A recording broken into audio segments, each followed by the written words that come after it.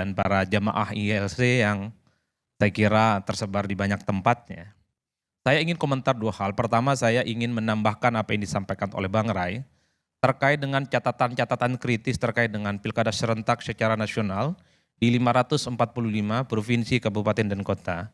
Harus diakui ini adalah sejarah yang pertama kalinya satu eksperimen politik, katanya untuk efisiensi, ini untuk efektivitas dan seterusnya, sehingga pilkada yang biasanya berlangsung setiap tahun sebelum-sebelumnya, baru tahun ini 27 November dilaksanakan secara serentak, secara nasional. Jadi itu menurut saya sedang kita uji.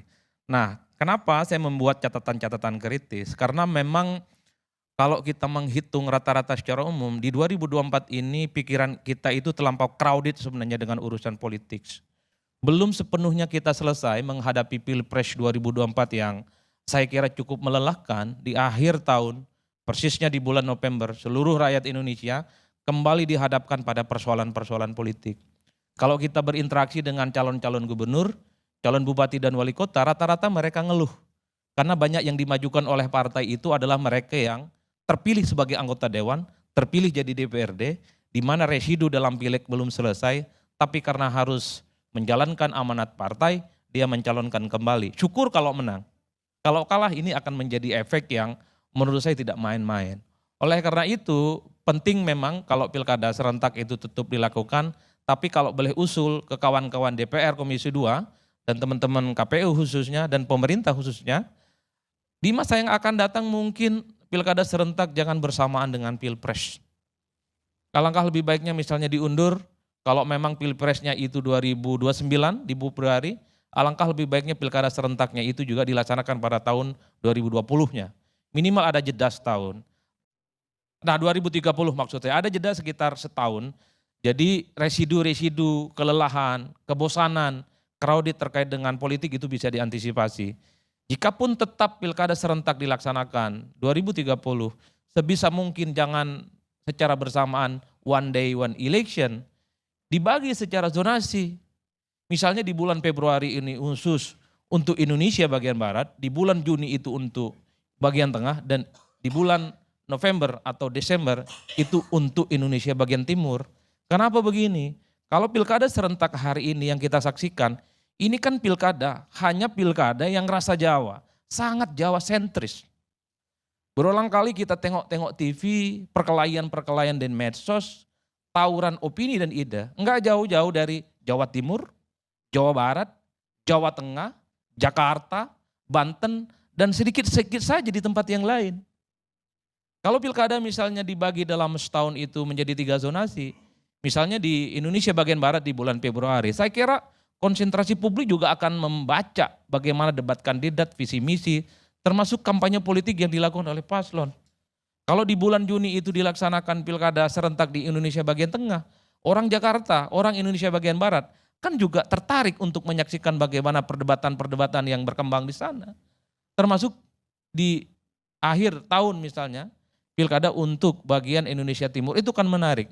Ini tentu untuk mengantisipasi supaya pilkada kita hari ini tidak Jawa sentris. Karena kita ingin tahu persis bagaimana perdebatan yang ada di kawan-kawan Papua, di NTT, di Kalimantan, di Sulawesi, di Sumatera dan seterusnya. Itu adalah provinsi-provinsi yang saya kira memang membutuhkan stok-stok pemikiran dari seluruh anak bangsa kita. Tinggal kita akan memberikan feedback dan masukan, kira-kira siapa calon dan para kandidat yang layak untuk dipilih. Kan suara-suara dari luar jauh lebih objektif dibandingkan suara-suara dari dalam. Sehingga tak ada lagi cerita misalnya kalau ada debat kandidat, sang calon itu nyamperin para supporternya yang teriak-teriak misalnya. Sehingga kita tidak lagi menemukan penyampaian visi misi sang kandidat itu, visi dan misinya adalah mengubah beras jadi nasi. Gitu loh, Pak. Karena ini lemahnya pengamatan ataupun intervensi dari pihak lain untuk terlibat dalam persoalan pilkada. Nah yang kedua terkait dengan evaluasi, saya kira persoalan posisi KPU dan Bawaslu, Bang. Ini kan akan nganggur 4 tahun ini, akan gaji buta lah kira-kira begitu. Artinya apa? Undang-undang pemilu dan undang-undang pilkada kita ini dibuat tahun 2017 dan 2016. Di saat tak ada pilkada serentak dan di saat tak ada pemilu serentak. Kita bertanya nih setelah tanggal 27 November, KPU dan Bawaslu ngapain? Ngapain?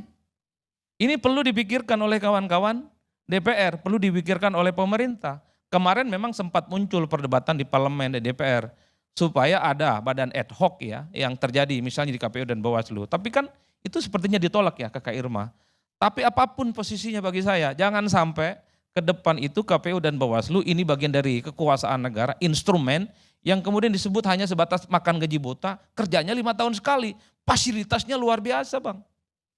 Kalau kita cek satu persatu fasilitas yang dipakai oleh Komisioner KPU, itu adalah fasilitas top, itu fasilitas kelas 1 pejabat di Republik ini, termasuk anggaran yang cukup luar biasa.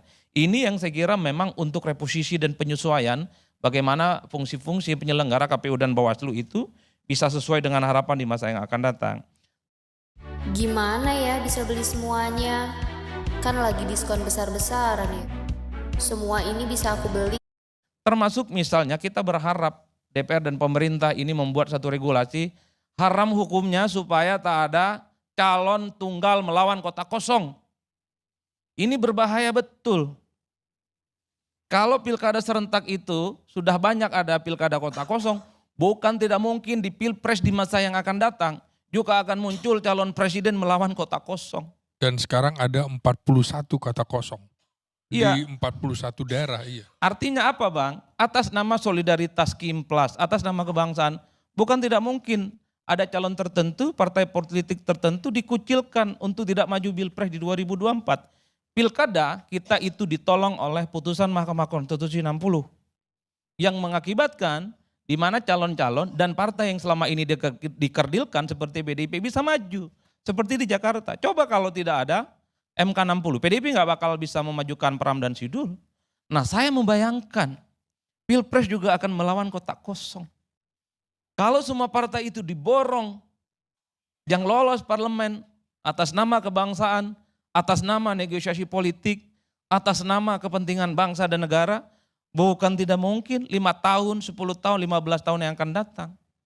Iya akan muncul calon presiden tunggal di negara kita ini.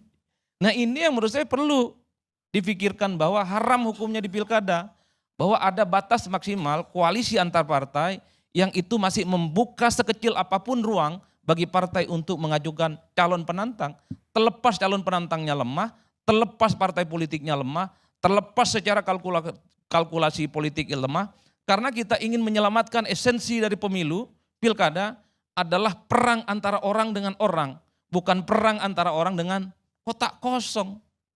Misalnya nih, di 5 tahun yang akan datang, kalau ada orang yang tidak suka dengan Anies, tidak suka dengan PDIP, ya udah diajak semua koalisi. Kan PDIP nggak bisa maju, Anies nggak bisa maju, ini jagoannya Bang Ges misalnya. Karena tidak sampai 20% ambang batas presiden. Ini yang saya kira siklus kayak gini harus dipikirkan.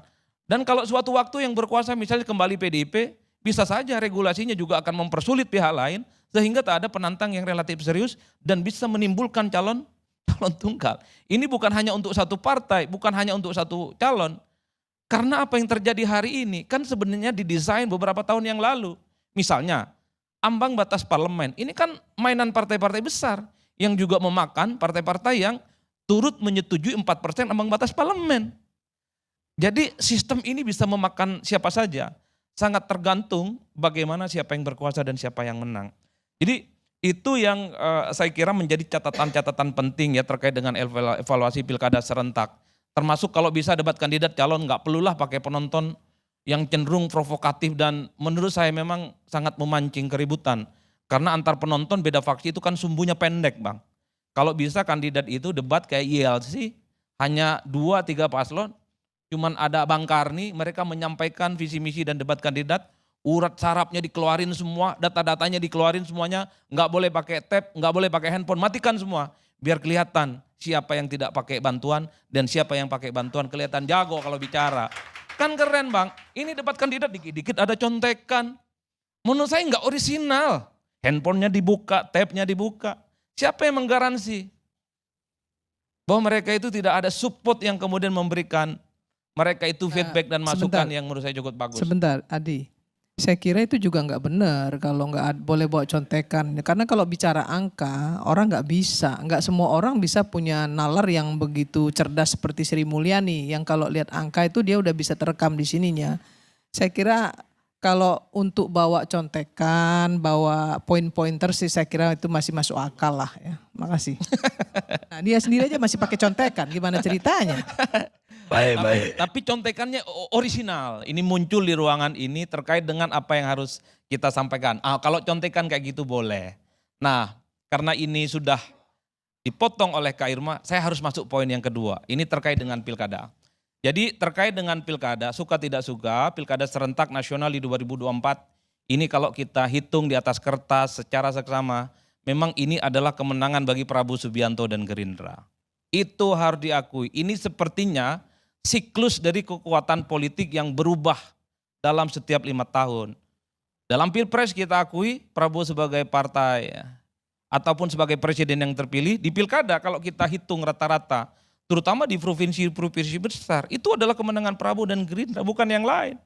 Di Jawa Tengah tak ada yang bisa mengklaim itu kemenangan siapa, selain kemenangan Gerindra dan Prabowo.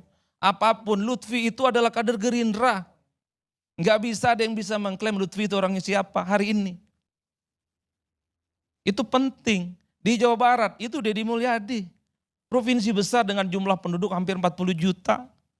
Di Banten Andra Soni. Jelas, fix dan clear. Di Jawa Timur, Hovifah juga sering disebut sebagai orangnya Prabowo.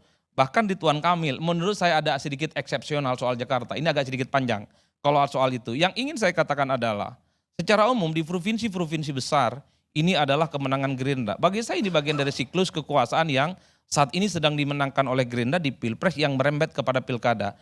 Ini mungkin adalah obat politik karena pilkada, saat ini Gerindra menang dan Pileg kebetulan Gerindra itu kan dia nomor 3, kalah dari Golkar yang saat itu secara pileg dia tipis banget perolehan suaranya dengan PDIP. Oleh karena itu kalau kita hitung rata-rata secara umum, wajar kalau kemudian yang layak berbangga per hari ini adalah Gerindra dan Prabowo Subianto. Dan itu sangat terlihat dari endorsement secara terbuka bisa dilakukan. Kenapa Prabowo Subianto itu memberikan endorsement seperti video-video terbuka di Jawa Tengah?